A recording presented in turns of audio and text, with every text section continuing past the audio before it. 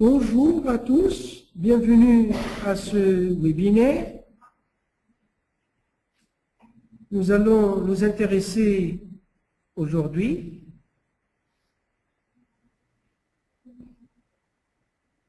à la manière d'enregistrer des informations sur le centre d'échange. Nous allons voir comment on utilise le centre d'échange, le centre de gestion du centre d'échange pour enregistrer des informations dans le centre d'échange. Alors, je me présente. Je suis Mohamed Elias Chouk, professeur au Centre de biotechnologie de Bourg-Cédria, en Tunisie, et spécialiste régional pour l'Afrique auprès du projet BCH2 du PNUFEM.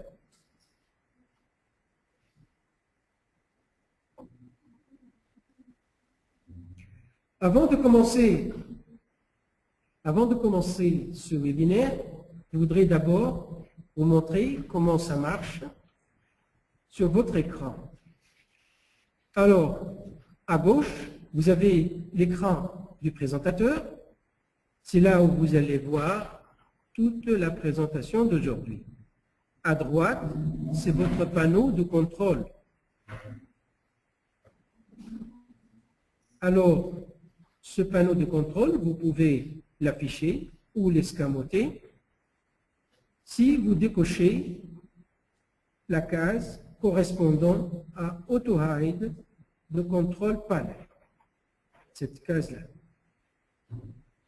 Aussi, vous avez la petite barre verticale qui vous permet aussi d'escamoter ce panneau de contrôle. Si vous cliquez sur cette flèche dirigée vers la droite, vous effacez ce panneau de contrôle. Si vous voulez l'afficher encore une fois, vous appuyez une deuxième fois sur cette flèche et vous l'affichez. Vous avez aussi la possibilité de lever la main en cliquant sur ce bouton qui schématise une main avec une flèche verte dirigée vers le haut. Alors, dans votre panneau de contrôle, vous pouvez aussi sélectionner le mode audio qui vous convient pour participer à ce webinaire, soit par téléphone, soit par micro et speaker. Vous pouvez aussi poser vos questions dans la case réservée pour le chat. Alors, si vous avez des questions à propos de cela, vous pouvez adresser un email à webinar@bch2project.org. C'est écrit en bas de votre écran. Alors, il y a un indicateur d'enregistrement par l'affichage de ce bouton rouge. Lorsque vous le voyez, ça veut dire que ce webinaire est en cours d'enregistrement. Si vous ne voulez pas être enregistré, vous coupez votre microphone et ne pas partager votre écran.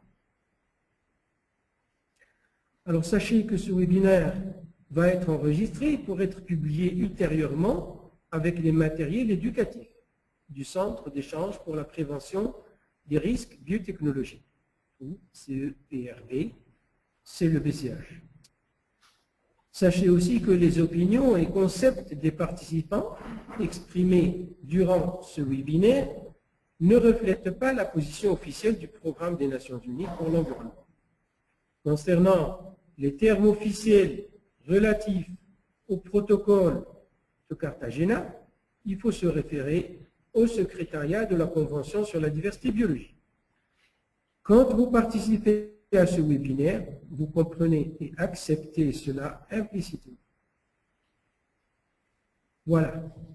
Alors, concernant le webinaire d'aujourd'hui, nous allons voir un aperçu sur le projet BCH2 du PNUFEM et nous allons voir comment enregistrer des informations dans le centre d'échange pour la prévention des risques biotechnologiques. On verra plus particulièrement qui peut enregistrer l'information dans le centre d'échange, Où trouver les guides détaillés et les exercices concernant l'enregistrement d'informations sur le centre d'échange? Quelle catégorie d'informations nationales faut-il enregistrer? Quel est le rôle du correspondant national? Quelles sont les catégories d'informations de référence? Et comment utiliser le site de formation du centre d'échange? Et nous verrons enfin une démonstration sur l'enregistrement d'informations.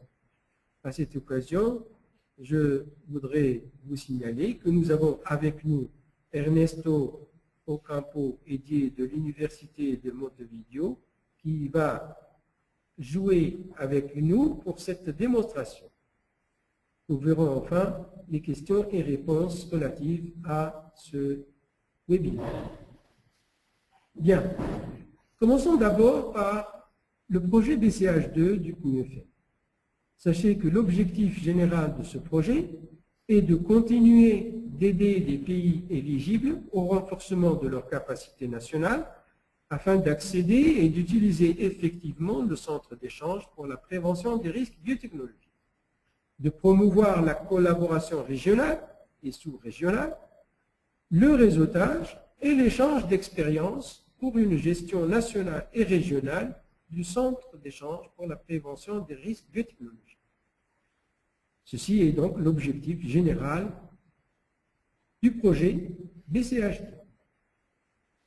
Ce projet a 5 composants. La composante qui nous intéresse aujourd'hui, c'est la composante 2, la poursuite de l'ajustement approfondi et le développement des modules de formation et de partage de connaissances sur le centre d'échange pour la prévention des risques biotechnologiques dans les 5 langues des Nations Unies, l'anglais, l'arabe, l'espagnol, le français et le russe. Ce projet dispose actuellement de diverses ressources éducatives à propos du centre d'échange pour la prévention des risques biotechnologiques. Le projet possède maintenant un environnement virtuel d'éducation que vous pouvez visiter à l'adresse affichée devant vous, http://moodle.bch.cbd.int. Si vous voulez être un utilisateur inscrit, vous pouvez envoyer un email à l'adresse moodle@bch2project.org en précisant votre nom, prénom et pays. Votre inscription vous permettra d'être au courant de tous les webinaires à venir et de toutes les activités de cet environnement éducatif virtuel. Lorsque vous rentrez dans cet environnement, vous pouvez trouver les cours publics universels relatifs au centre d'échange pour la prévention des risques biotechnologiques. La page de ces cours va comporter les 5 cours actuellement disponibles en anglais, en espagnol, en français, en russe et en arabe. Alors pourquoi est-ce important pour nous d'enregistrer des informations sur le centre d'échange pour la prévention des risques biotechnologiques? Tout d'abord, voyons quelques faits. Les pays, les parties au protocole de Cartagena pour la biosécurité ont besoin de remplir leurs obligations envers le protocole. Et pour cela, ils doivent échanger des informations avec les autres parties. Par ailleurs, c'est bien commode aussi d'avoir les produits de son pays ou de son institution publiés dans le centre d'échange pour la prévention des risques biotechnologiques. Il y a aussi l'information qui va être enregistrée dans le centre d'échange qui pourrait être volumineuse et pourrait demander la collaboration de plusieurs organismes. Aussi, si vous faites partie d'une organisation non gouvernementale qui voudrait publier une information de référence dans le centre d'échange, par exemple un laboratoire, une université ou un chercheur ou autre, l'enregistrement d'informations va permettre de réaliser tout cela. Donc, la question est de savoir comment peut-on réaliser les tâches relatives à l'enregistrement d'informations. Comment peut-on minimiser les coûts correspondants à l'enregistrement de toutes les informations que nous avons? Comment peut-on être assuré de la sécurité de l'information que nous publions sur le centre d'échange? La réponse, c'est le centre de gestion du CEPRB.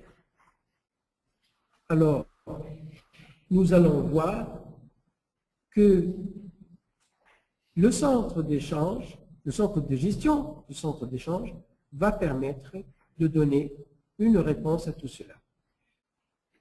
Avant d'aller plus loin, je voudrais vous signaler que vous êtes en mesure d'avoir accès à des ressources éducatives connexes du centre d'échange qui sont disponibles et qui vous permettent de vous familiariser avec cette méthode ou ces méthodes d'enregistrement sur le centre d'échange. Tout d'abord, vous pouvez aller au cours universel que je viens de vous montrer. Ces cours universels de l'environnement virtuel d'éducation du CEPRB à l'adresse Moodle BCH CVD Int vous permettent de voir différents manuels relatifs à l'enregistrement. D'abord, le manuel numéro 6 qui traite de l'enregistrement d'informations sur le CEPRB. Mais vous avez aussi deux autres manuels qui sont encore en anglais. L'un est relatif à l'enregistrement d'informations nationales sur les CEPRB. L'autre, le manuel numéro 8, est relatif à l'enregistrement de données générales dans le centre d'échange pour la prévention des risques biotechnologiques. Vous avez aussi la possibilité de faire des exercices ou de voir les études de cas. J'ai cité ici une dizaine d'études de cas qui vous permettent de vous familiariser avec les procédures d'enregistrement. Nous-mêmes, au cours de ce webinaire, nous allons essayer de faire l'un de ces exercices. Donc, les cas d'études numéro 4, 5, 6, 14, 16, 17, 18, 23, 25 et 26, tous ces cas d'études vous permettent de vous exercer à l'enregistrement. Où est-ce qu'on peut trouver ces études de cas? Pareil, vous les trouverez dans la page Moodle, dans la rubrique matériel éducatif. Vous avez aussi la possibilité de visionner certains guides de référence qui vous donnent certaines indications relatives à l'enregistrement. Par exemple, le guide de référence relatif à l'initiation rapide au centre d'échange pour la prévention des risques biotechnologiques, ou bien le guide de référence relatif aux différentes catégories de dossiers CEPRB, ou bien le guide de référence relatif aux décisions et déclarations qui doivent être enregistrées sur le CEPRB, ou bien les contacts, les personnes et organisations qui, elles aussi, peuvent être enregistrées sur le centre d'échange. Vous pouvez aussi avoir des indications sur l'information ressources que vous pouvez enregistrer sur le centre d'échange. Vous pouvez avoir des informations à publier sur le centre d'échange en vertu du protocole. Vous pouvez aussi avoir des informations sur les délais pour la publication de ces informations dans le centre d'échange. Quand est-ce qu'il faut mettre telle information? Quand est-ce qu'il faut mettre telle information? Tous ces renseignements, vous pouvez les trouver donc dans les guides de référence, toujours dans la page Moodle de l'environnement éducatif virtuel. Vous pouvez aussi trouver les mêmes informations dans la section Aide du portail central du CEPRB. Enfin, si vous êtes inscrit au centre d'échange pour la prévention des risques biotécnologiques, vous pouvez utiliser le site de formation du CEPRB qui vous permet de vous exercer à enregistrer des informations sur un site fictif de centre d'échange. Maintenant, voyons, qui peut enregistrer des informations sur le centre d'échange pour la prévention des risques biotechnologiques?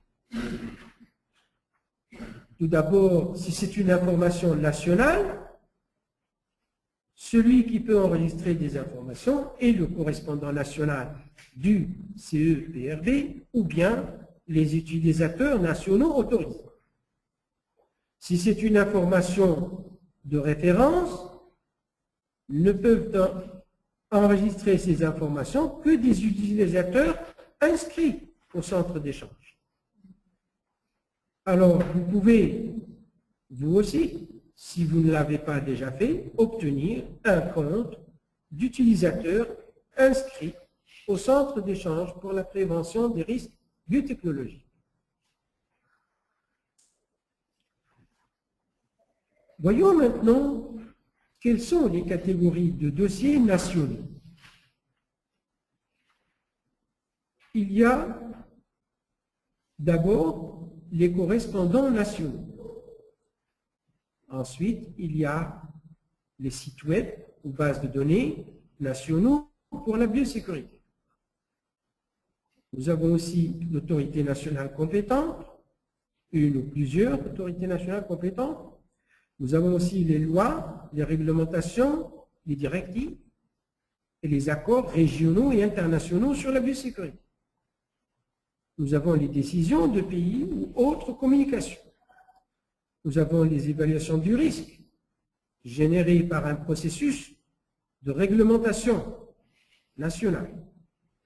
Nous avons les experts en biosécurité. Nous avons aussi les rapports sur la mission effectuée par l'expert en biosécurité. Tous ces dossiers sont des dossiers qu'on dit nationaux et ne pourront être enregistrés que par le correspondant national du centre d'échange ou bien ses collaborateurs, les utilisateurs nationaux autorisés.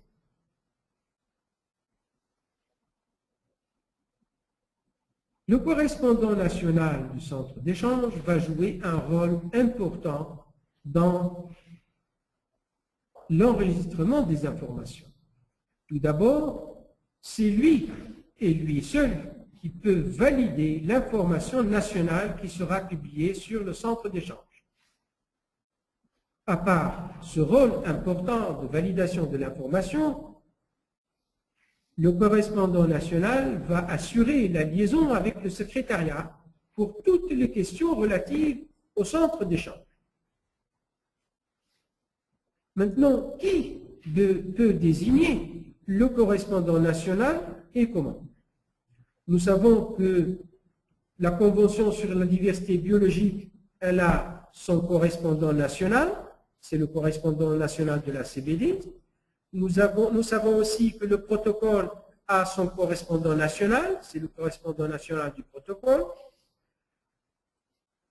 Alors, la désignation du correspondant national du centre d'échange peut être faite soit par le correspondant national du protocole, du pays en question, soit par le correspondant national de la Convention sur la diversité biologique, soit par un membre du gouvernement, le ministre ou bien le secrétaire d'État. Voilà donc qui peut désigner le correspondant national du centre d'échange. Maintenant, qui sont les utilisateurs nationaux autorisés? Alors, ce sont les utilisateurs inscrits d'abord au centre d'échange pour la prévention des risques biotechnologiques et qui, dans le contexte d'un pays, pourraient collaborer à entrer des informations nationales dans le centre d'échange. Ces utilisateurs travaillent en coordination avec le correspondant national. Ils peuvent entrer des informations dans le centre d'échange, mais celle-ci, comme on l'a dit auparavant, ne sera publiée qu'une fois validée par le correspondant national. À ce propos, je vous invite à visionner notre webinaire à propos de la gestion des utilisateurs nationaux autorisés. Il est actuellement publié dans la page relative à l'environnement virtuel éducatif à l'adresse Moodle BCH CBD Int. Alors nous allons voir un exemple en utilisant le site de formation du centre d'échange. Et avant de commencer, je voudrais avertir que les institutions et les noms de personnes que nous allons utiliser au cours de cet exemple sont fictifs. Alors, on va faire cet exercice avec notre collègue, le professeur Ernesto, qui se trouve de l'autre côté, pour simuler un échange d'informations entre le correspondant national du centre d'échange et un utilisateur national autorisé. Alors pour cela, on va appeler le professeur Ernesto. Ernesto? Yes, can you hear me? Ernesto? Yeah, can you hear me? Yes, I hear you. Okay, Yes. would you like to Alors, start oui, going yourself start.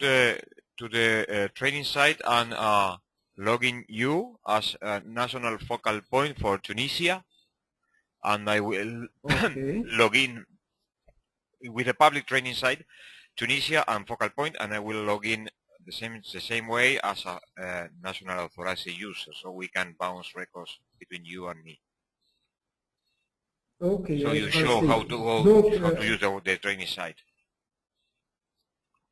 voilà. Donc, Ernesto, malheureusement, ne parle pas français. Je vais traduire. Alors, Ernesto va donc jouer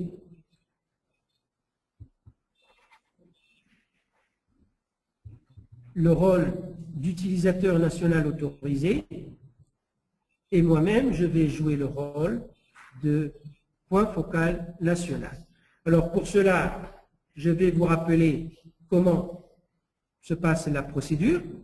Tout d'abord, il faudrait vous inscrire si vous n'êtes pas inscrit. Alors pour cela, vous cliquez sur Inscrivez-vous. Nous sommes donc dans la page du portail central du centre d'échange. Alors si vous n'êtes pas inscrit au centre d'échange, vous pouvez le faire maintenant. Vous cliquez sur Inscrivez-vous. Il vous présente un formulaire, vous mettez votre nom. Alors là où il y a un point d'astérisque rouge, c'est-à-dire c'est obligatoire. Vous mettez le pays, votre numéro de téléphone et surtout l'adresse email. Une fois rempli ce formulaire, vous envoyez votre demande, on vous enverra à votre adresse email vos mots d'utilisateur et votre mot de passe. Donc, moi, je vais passer cette étape, je vais me connecter avec mon mot d'utilisateur et mon mot de passe. Alors, généralement, le mot d'utilisateur, c'est l'adresse email. Donc, je vais mettre mon adresse email.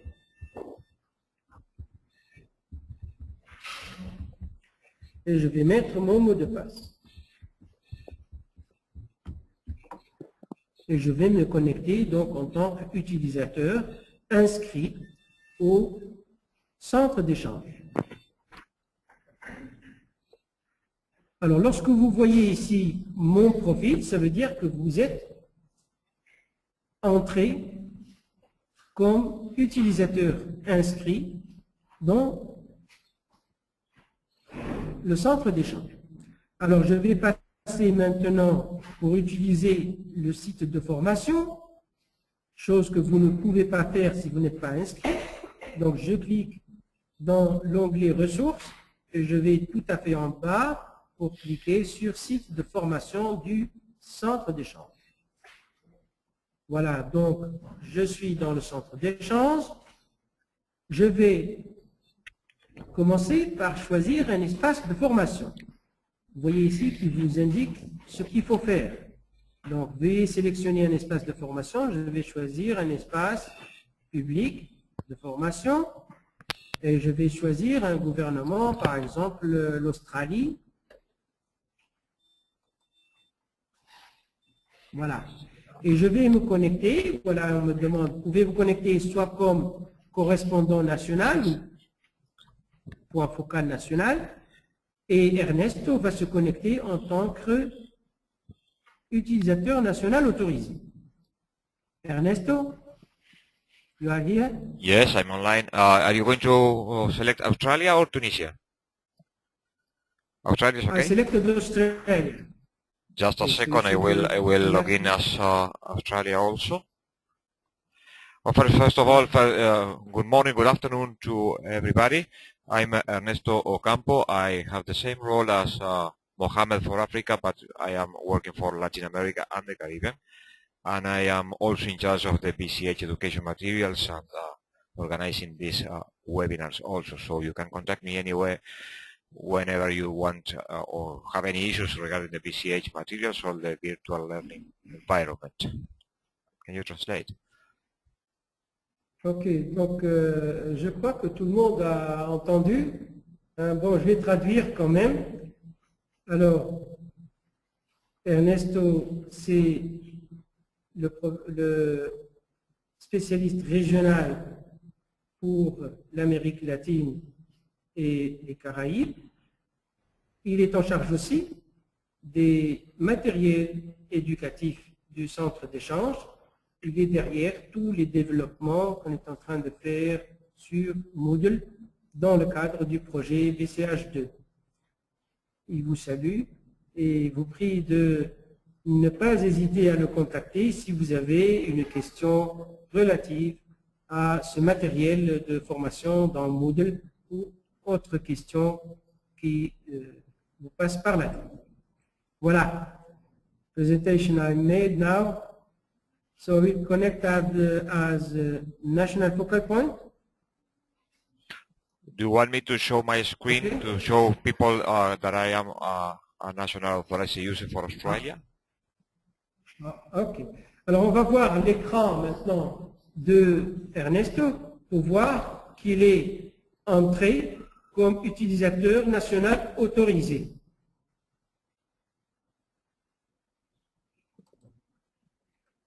Donc maintenant, on va voir l'écran d'Ernesto. Voilà. Just a second. Okay, do you get my screen now? Not yet. Yes, now, yes. Donc voilà, on voit maintenant l'ordinateur d'Ernesto. Il est maintenant enregistré. Maintenant, ici, vous voyez son adresse email, sa fonction. Donc, il est National Authorized User, utilisateur national autorisé. Il est dans donc, le gouvernement Australie qu'on a choisi dans cet exercice. Et nous sommes tous dans la base de données publique. Alors, vous notez ici donc tout l'espace de notre ami Ernesto. OK? Okay, do you want me to start a new record? Alors, yes. Donc, Ernesto va I will register a new commencer record. par enregistrer. Ok. Ernesto va enregistrer une information. Ernesto start to register new record. Ok. Donc, You il see va national records enregistrer there. un nouvel.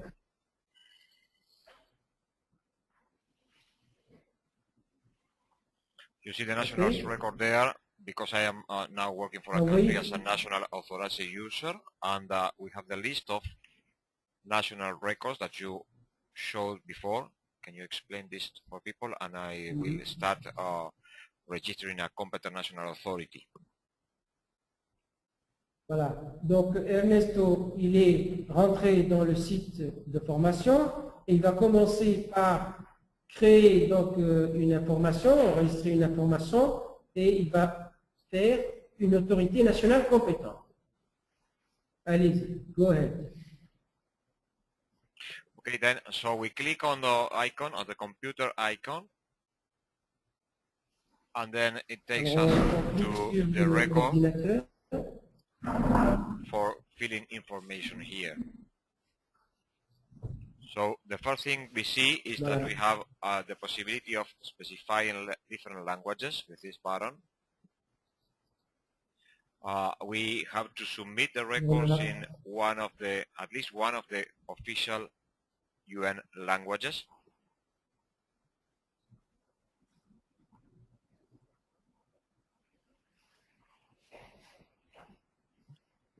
But we can choose also other languages additionally to the one or more official ones. For example, we can choose a French language just for our records, and maybe we can choose any other non-official language. At this time, when we save this selection, what will happen is that for every entry in the record will have different boxes for inputting in the different languages. Go ahead, explaining, Mohamed. Ok, donc Ernesto a commencé par le format commun qui se présente donc, en ligne. La première chose qu'on peut faire, c'est de sélectionner la langue avec laquelle on va saisir les informations. Bon, normalement, il y a les 6 langues des Nations Unies. Ça, c'est obligatoire. Mais un pays peut très bien choisir une autre langue qui n'est pas une langue officielle des Nations Unies. Et dans ce cas, Ernesto, il a choisi donc le français, mais il a choisi aussi l'africaner. Il aurait pu choisir l'arabe. Bon, l'arabe est une langue officielle. Il peut choisir un autre dialecte. Ça va s'afficher dans tout le formulaire, comme quoi la personne qui va saisir l'information, elle va saisir dans les 2 langues. Okay, go ahead. Fields marked with a red asterisk are mandatory. You will not be able to save the records until you fulfill all the data that is marked with an asterisk. Alors, les champs marqués avec un astérisque rouge, comme d'habitude, ce sont des champs obligatoires. Vous ne pouvez pas enregistrer une information si ces champs marqués avec un astérisque rouge ne sont pas remplis.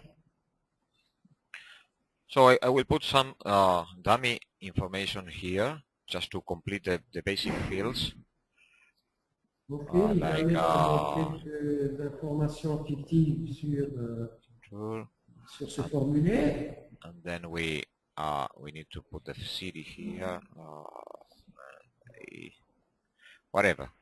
This is, well, we are in Australia, so.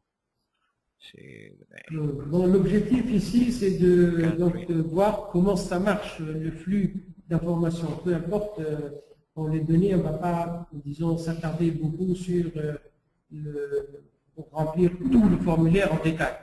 Mais vous pouvez le faire chez vous avec votre mot d'accès, donc aussi vous pouvez vous amuser à enregistrer.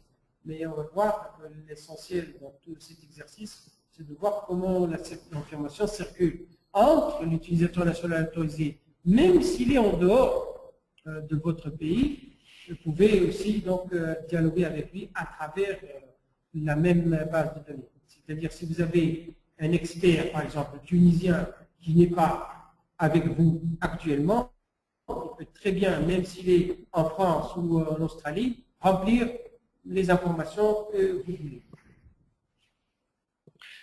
With these fields that we have like a button for contact, you see that it opens a list, and we can select from the list, in this case for a contact, or we also can create a new contact straight from here. I will select any one of them just for input Alors, lorsque vous allez remplir une information relative à l'autorité nationale compétente, il vous demande une personne de contact. Alors, si vous cliquez sur contact, il vous donne une liste de personnes.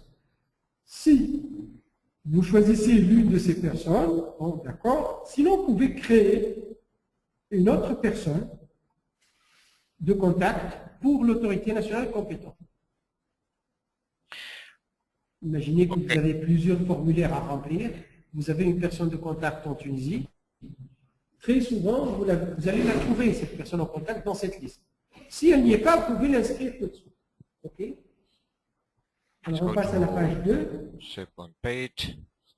And then we see here we have two very important fields. One is the one that specifies the administrative functions for the competent national authority, and the other one is what is this authority jurisdiction about the different LMOs. Voilà. Alors la page de ce formulaire va demander quelles sont les fonctions de cette autorité nationale compétente. Bon, vous pouvez, si elle est en charge de la renforcement de capacité ou bien des OVM qui sont utilisés en milieu confiné ou autre, donc vous spécifiez, ou bien pour toutes ces situations. Vous avez dans la partie droite le type d'OVM pour lesquels cette autorité nationale compétente est mandatée pour la supervision. I will just mark for demonstration all of the administrative functions and leave without marking this one to show what happens when I try to submit this record without being complete. Donc vous voyez que la deuxième partie, c'est un champ qui est marqué avec un astérix rouge et Ernesto ne va pas remplir exprès pour voir qu'est-ce qui se passe lorsque vous manquez de remplir un champ obligatoire. Okay. So now we see at the bottom of the page that we have one button that says review and one button that says save changes. Ok. Donc on suppose qu'on a fini de remplir donc tout le formulaire. Vous avez la possibilité de faire une révision de ce que vous avez saisi. Et vous avez la possibilité de sauvegarder ces changements. So if I click on review, the system will tell me if the basic mandatory information has already been fulfilled. So it will do that. Alors il va faire une révision donc, de son formulaire. Il va cliquer sur review. And we see then Vous voyez que le champ obligatoire. Okay, go ahead. Le champ obligatoire que Ernesto a fait exprès de ne pas remplir, il apparaît maintenant en rouge et le système vous demande de le remplir. Vous ne pourrez pas aller plus loin si vous n'avez pas rempli ce champ-là. So I can go straight from here, and this is a very handy and quick way to complete information.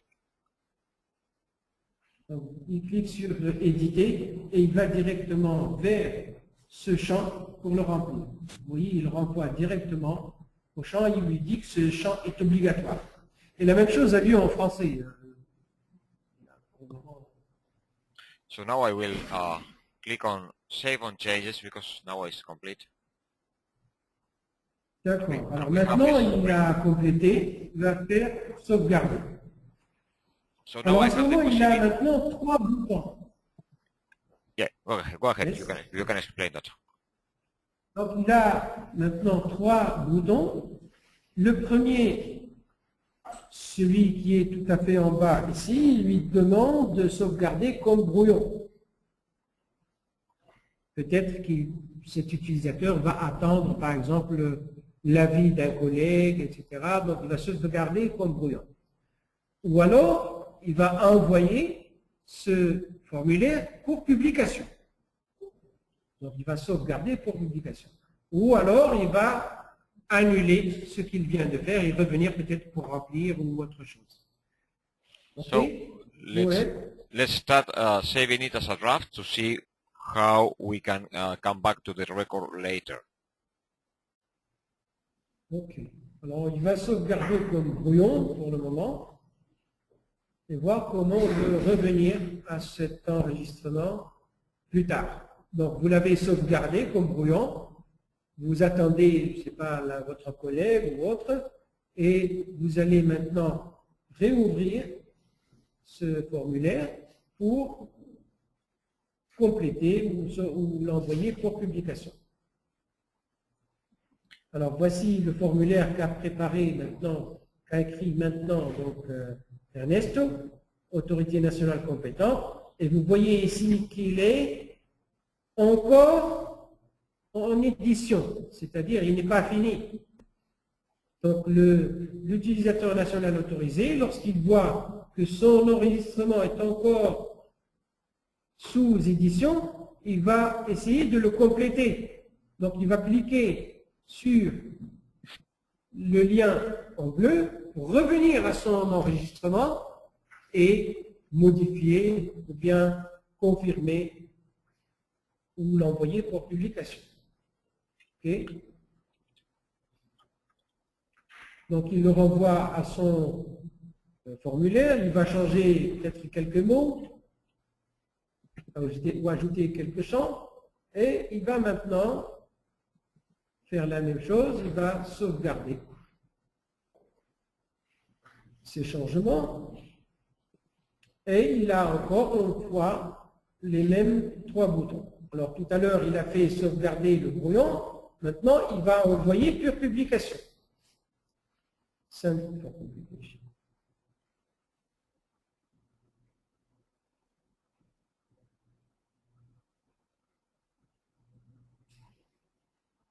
So now you can see what was the status of the record. Alors ça c'est l'enregistrement, donc l'information qu'a soumise Ernesto pour publication. Rappelez-vous, Ernesto est un utilisateur national autorisé et il ne peut pas publier directement sur le centre d'échange. Donc vous voyez que l'état de son enregistrement, il indique qu'il est en attente d'approbation, pending approval, et c'est marqué en couleur marron. Donc Ernesto, c'est un utilisateur national autorisé, il a rempli un formulaire d'information d'autorité nationale compétente qui veut soumettre au centre d'échange. Du moment qu'il est un utilisateur national autorisé, il ne peut pas publier directement sur le BCH. Qui va pouvoir publier sur le BCH? C'est le correspondant national du BCH. Alors, si Ernesto... I will give you the screen now, so you can show your screen as a focal point. Okay. There you go. Maintenant, nous sommes tous donc en Australie et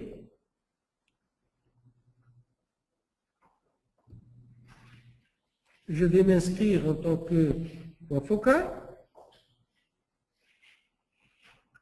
Alors, il vous indique que vous êtes dans le centre de formation, etc. Et je vois ici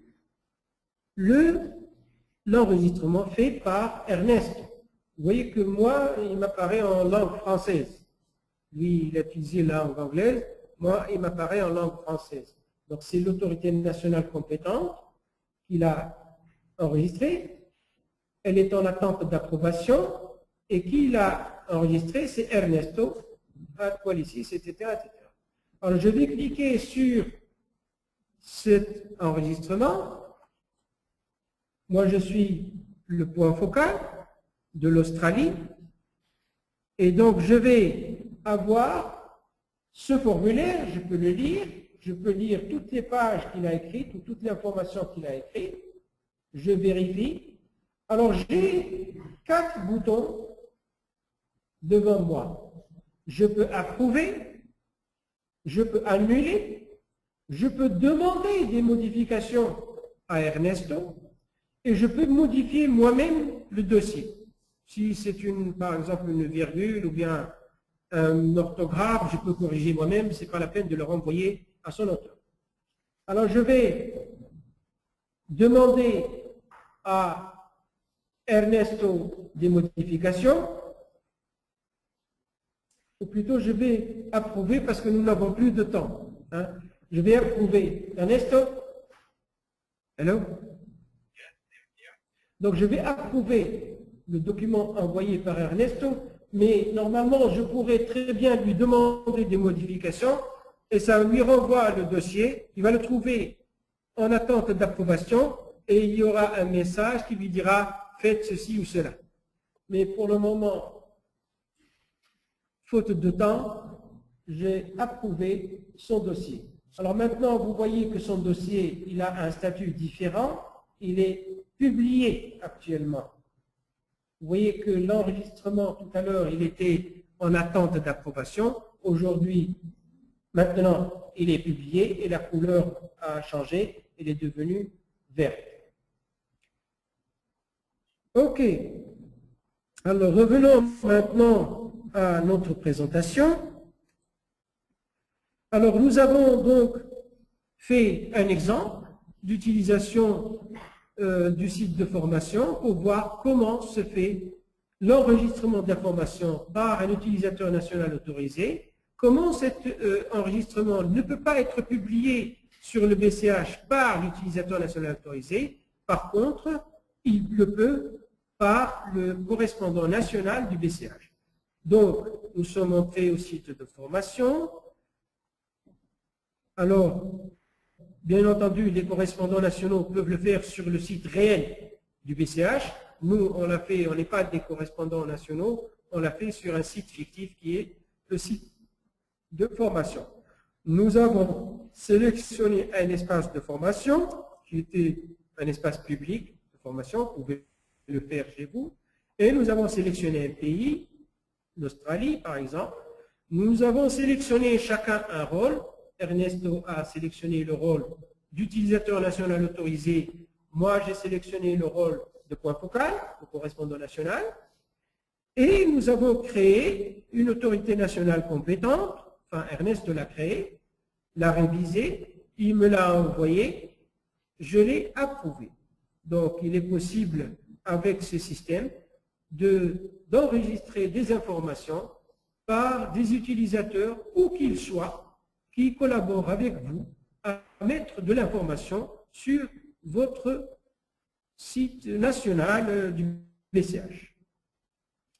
Donc, l'enregistrement d'informations nationales vous permet donc de créer ou de mettre à jour ou de supprimer des informations. Il vous permet de sélectionner des langues. Il vous indique les champs obligatoires. Il vous indique les champs de référence. Il vous permet aussi de voir les délais dans les guides de référence pour la confirmation ou la mise à jour des informations. Par exemple, là, on n'a pas parlé beaucoup des délais, mais lorsque le protocole entre en vigueur dans un pays, il y a des informations qui doivent être mises tout de suite sur le centre d'échange.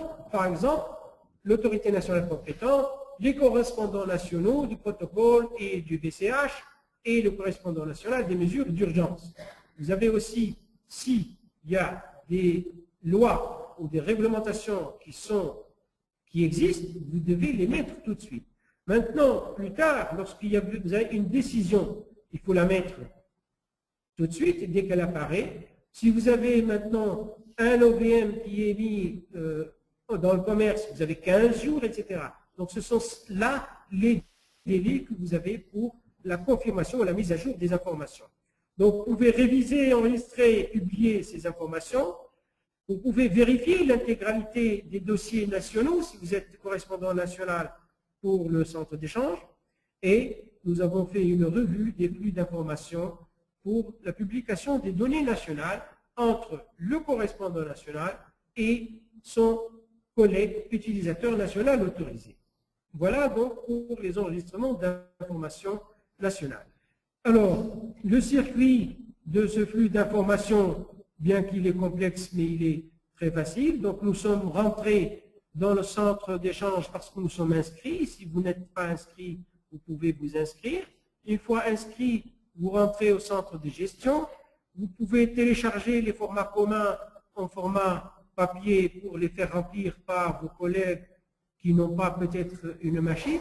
Une fois que vous avez ramassé toutes ces informations, alors si vous avez des informations complètes, vous allez sur le site web du BCH pour rentrer, comme l'a fait maintenant Ernesto, et remplir les champs en ligne. C'est la seule possibilité actuellement qu'il y a d'enregistrer des informations sur le BCH. Alors, une fois que ces informations sont rentrées, si c'est un enregistrement national, c'est le cas qu'on a vu aujourd'hui, donc il va être vérifié par le point focal, puis publié. S'il y a des fautes ou des corrections à faire, il peut le renvoyer donc à son auteur pour qu'il fasse les vérifications nécessaires et ensuite il peut le renvoyer une deuxième fois au point focal qui va le publier donc sur le BCH. Si c'est une information de référence, elle va être dirigée plutôt vers le secrétariat qui lui va effectuer exactement la même chose, il va vérifier, etc. Si c'est incomplet, il va le renvoyer à son auteur. Si au contraire, elle n'intéresse pas la biosécurité, il va probablement l'éliminer. Voilà donc le flux d'informations. Nous l'avons vu en pratique, comment ça se passe entre le correspondant national et son collègue utilisateur national autorisé. Alors, pour les catégories de dossiers de référence, c'est à peu près le même esprit de travail que pour les dossiers nationaux. Alors, mais les dossiers sont évidemment différents. Bon, vous avez la possibilité d'introduire des informations de coordonnées de contact, ou bien des activités, ou de projets, ou des opportunités de renforcement de capacité, des informations sur l'évaluation des besoins en renforcement des capacités, des informations sur une organisation de biosécurité, y compris par exemple des laboratoires de détection et d'identification des OVM. Vous avez la possibilité de déposer des informations sur le centre de ressources d'information sur la biosécurité, le CRIP, ou bien des nouvelles du centre d'échange. Vous pouvez aussi déposer des évaluations des risques générés par un processus indépendant ou bien non réglementaire. Vous pouvez aussi déposer des dossiers d'OVM. Ceux-ci vont évidemment passer par le secrétariat avant d'être publiés sur le BCH. Vous pouvez aussi déposer des informations sur un élément génétique concernant la biosécurité ou sur un organisme parent, par exemple, d'un OVM ou autre, que vous pouvez enregistrer dans le site de formation, moyennant l'acceptation de votre information ici par le secrétariat à la Convention sur la diversité biologique. Alors, pour récapituler à propos de l'enregistrement d'une information de référence, qui va être habilité à enregistrer ce type d'information. Ce n'est pas, rappelez-vous, ce n'est pas une information nationale.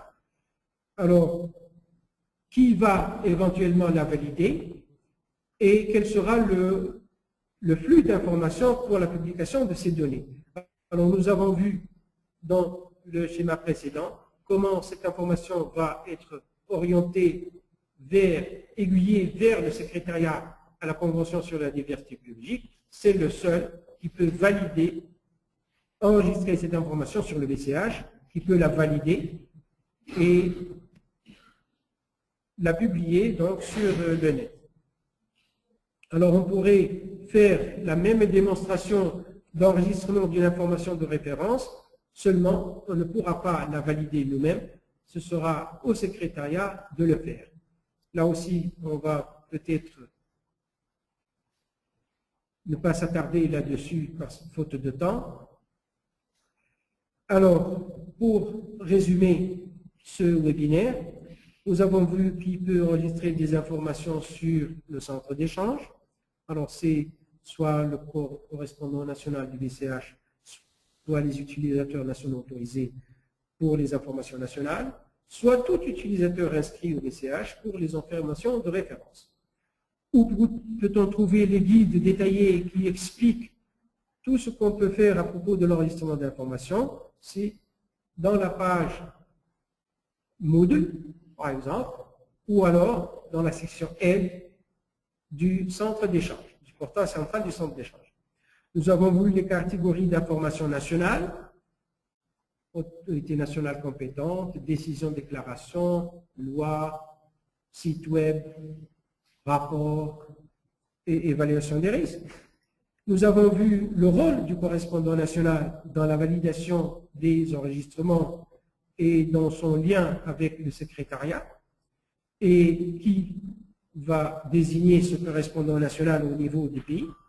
Nous avons vu aussi les catégories d'informations de référence que peut tout utilisateur inscrit enregistrer sur le BCH moyennant la validation cette fois-ci du secrétariat à la Convention sur la diversité biologique, et nous avons fait une démonstration pour voir comment utiliser le site de formation et comment enregistrer ces informations.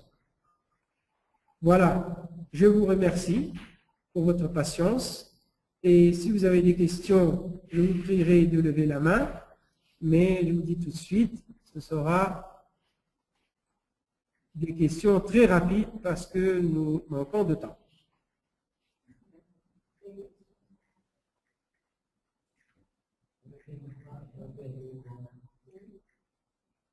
Des questions? Oui. Alors, une question. Vous avez parlé de délai, délai d'enregistrement, et dès que il a ratifié le protocole, il y a des délais à Oui, oui. Mais je parle d'un truc, c'est ça, on nous dit de sauvegarde de bouillon. Alors, question ici de Madame Hélène. La question est la suivante. Si j'ai sauvegardé un enregistrement en tant que brouillon, combien de temps, quel est le délai pour garder cet enregistrement en tant que brouillon? Alors, je pense que vous pouvez le garder jusqu'à une année.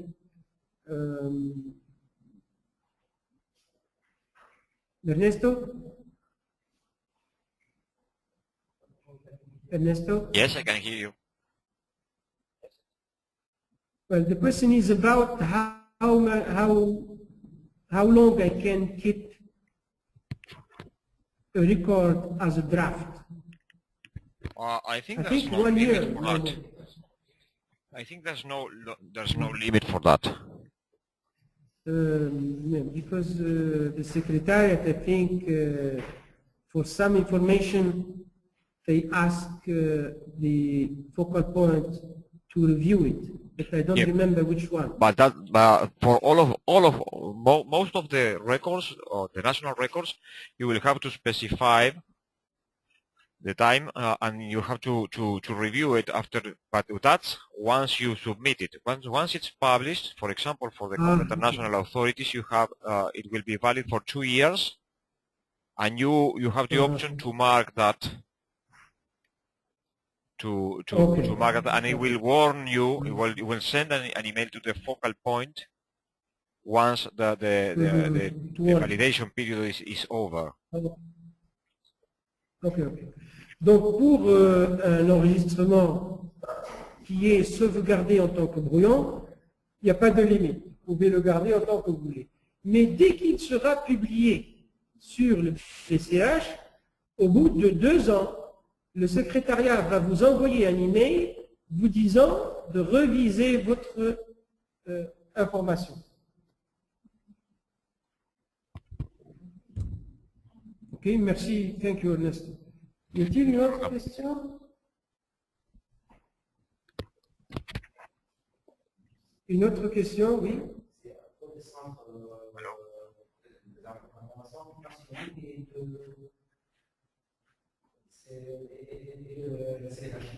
Oui. Comment ils sont connectés dans les liens, ils sont transmis dans c'est la chaîne.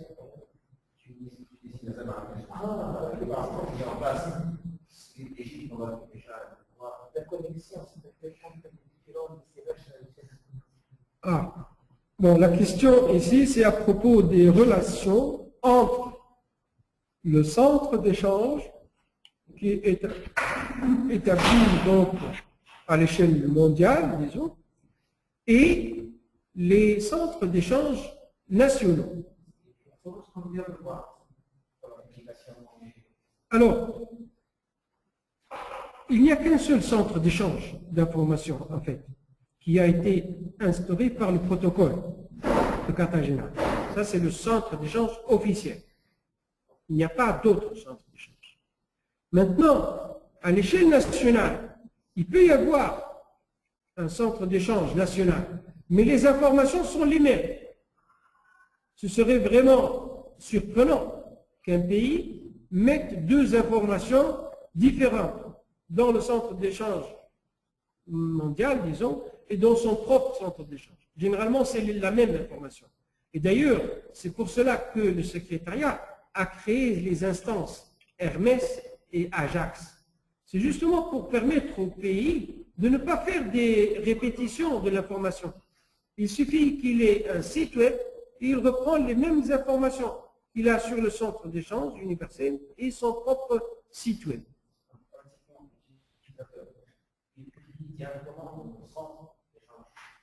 Oui, oui. Il n'y a qu'un seul centre d'échange. Je pensais que le national, puis le centre d'échange doit rentrer dans le national. Alors, monsieur Medine, il pose la question suivante. Il pense, est-ce que l'utilisateur national, il ne peut pas saisir ses données dans son propre base de données nationale et que plus tard, ces données seront transférées vers le BCH. D'accord. Bon, cette possibilité n'existe plus. Enfin, elle existait avant et elle existe encore pour certains pays. Hein. Mais qui sont ces pays? C'est ceux qui ont des données importantes, une information vraiment volumineuse que vous ne pouvez pas répéter à taper dans le portail central du BCH. Alors, pour ces pays qui ont une quantité d'informations volumineuses, il y a des modes opératoires qui permettent de réaliser une interopérabilité entre la base de données nationale qui contient énormément d'informations et le BCH. Et ça se fait automatiquement entre spécialistes, donc IT, qui font cet échange, etc. C'est le cas, par exemple, des États-Unis. Mais lorsqu'il y a très peu d'informations, généralement, c'est une seule personne parfois qui remplit toute l'information. Oui. Est-ce qu'on est censé de reprendre les mêmes informations sur le BCH national, on doit les mettre sur le BCH international. Là, la question, est-ce qu'il n'y a pas de système de filtration? On a des informations à faire au niveau national, on n'a pas vraiment, on n'est pas obligé de tout mettre. Bon, encore une fois, bon, la question ici de Madame Hélène, elle dit que nous avons des informations nationales et on n'est pas obligé de mettre toutes ces informations dans le BCH mondial. Disons. Bon, encore une fois, il n'y a qu'un seul BCH. Il n'y a qu'un seul. Il y a des bases de données dans le pays, par exemple, mais le BCH, il est unique. Si le pays valide une information sur le BCH, c'est lui qui l'a validée. Donc s'il y a des informations supplémentaires que vous avez mises, c'est vous qui l'avez fait. C'est le pays qui l'a fait. Il n'y a personne qui interfère avec ce que vous mettez dans le BCH. Maintenant, vous pouvez avoir 36 bases de données dans le pays, etc. Mais l'information sur les BCH, elle est unique. C'est une seule. C'est l'information que vous avez validée sur le BCH. Il y en a qu'un seul coordinateur national qui doit valider. Et de toutes les façons, l'information sur le BCH, c'est l'information demandée par le protocole de Cartagena auquel le pays en question a adhéré ou ratifié. Donc il ne va pas mettre des informations autres que celles qui regardent le protocole. D'ailleurs, les formats communs, pourquoi il y a ces formats communs? C'est justement pour qu'on ne s'écarte pas des informations demandées par le protocole. Vous avez un canevas que vous allez suivre, un formulaire, vous allez suivre. Vous ne pouvez pas mettre ce que vous voulez. Tout à l'heure, il y avait une question à propos d'un article scientifique. On n'a pas pu savoir où le mettre. Parce que l'information nationale, elle est bien définie par le protocole et par la COPMOP, évidemment, qui, à chaque fois, alimente donc, et gouverne ce protocole. C'est le cas pour toutes les conventions internationales. C'est pas que pour le protocole de Voilà, c'est le cas, comme a dit notre collègue ici, donc M. Hatem, c'est le cas de toutes les conventions internationales. Donc, chaque partie est redevable d'un certain type d'information dans ce cas, suivant cette convention ou ce traité ou ce protocole. Bien? Une autre question, oui?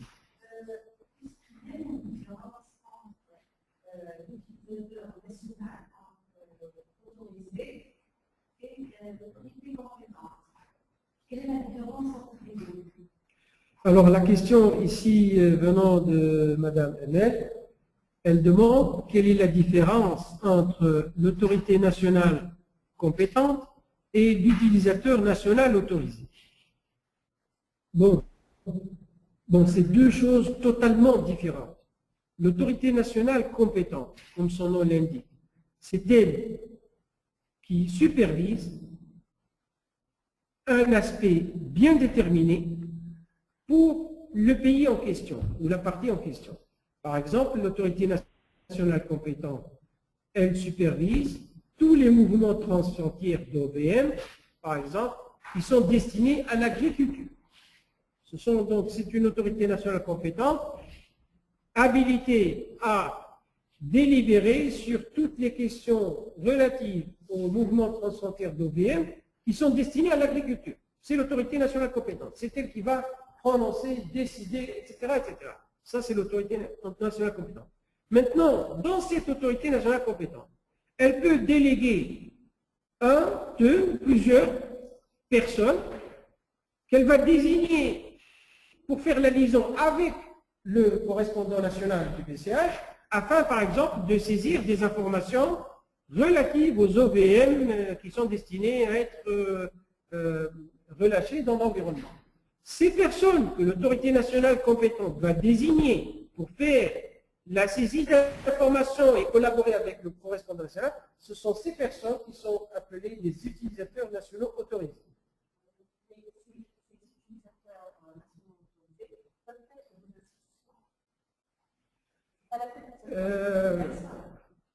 Alors, question aussi, est-ce que les utilisateurs nationaux autorisés, c'est une personne ou bien une institution? Bon, généralement, c'est une personne. C'est une personne.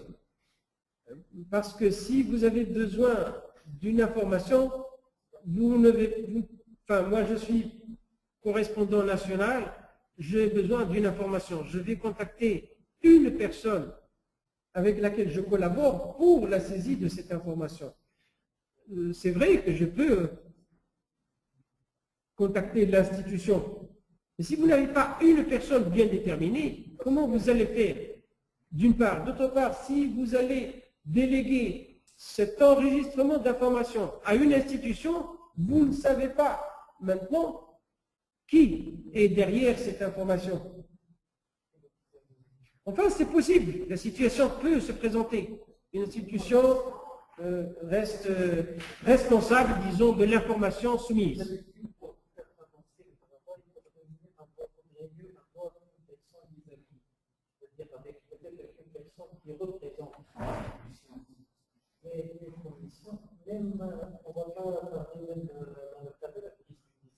Parce que de toutes les façons,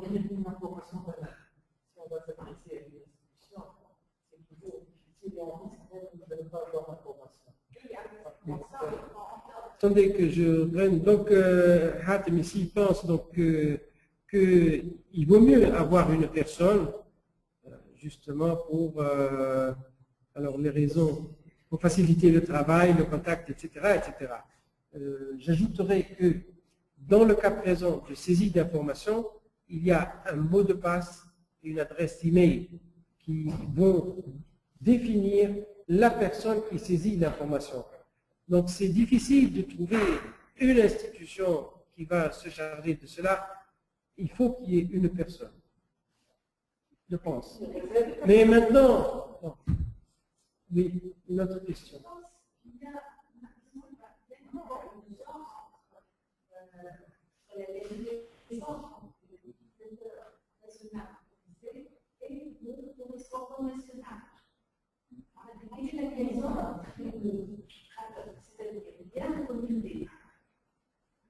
On va, je ne sais pas, donner une solution comme ça, qui va être validée par le correspondant national. Oui. Oui. Et l'utilisateur